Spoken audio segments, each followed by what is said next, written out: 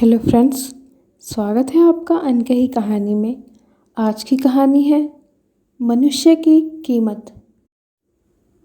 लोहे की दुकान में अपने पिता के साथ काम कर रहे एक बालक ने अचानक ही अपने पिता से पूछा, पिताजी, इस दुनिया में मनुष्य की क्या कीमत है?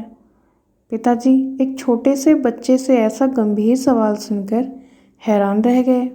फिर वे बोले, बेटे, एक मनुष्य की कीमत आंकना बहुत मुश्किल है, वो तो अनमोल है।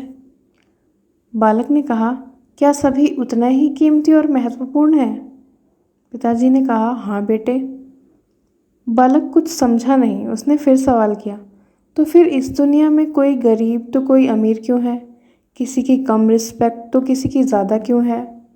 सवाल सुनकर पिताजी कुछ देर तक शांत रहे और फिर बालक से स्टोर रूम में पड़ा एक लोहे का रॉड लाने को कहा।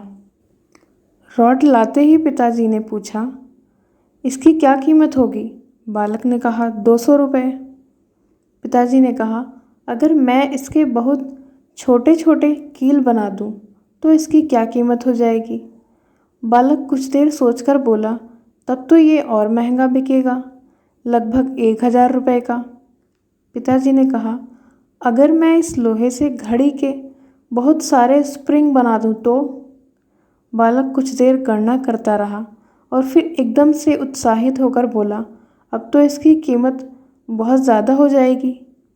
फिर पिताजी उसे समझाते हुए बोले, ठीक इसी तरह मनुष्य की कीमत इसमें नहीं है कि अभी वो क्या है, बल्कि इसमें है कि वो अपने आप को क्या बना सकता है।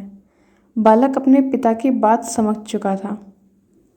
व्यक्ति तो सब एक समान है, पर एक व्यक्ति खुद को क्या बनाता है, किस तरह से खुद को निखारता है, ये बात महत्वपूर्ण है। अगर आपको ये कहानी अच्छी लगी है तो प्लीज़ लाइक ज़रूर करें, और अगर आप इस चैनल पर नए हैं तो प्लीज़ सब्सक्राइब करें, शेयर करें। Thank you.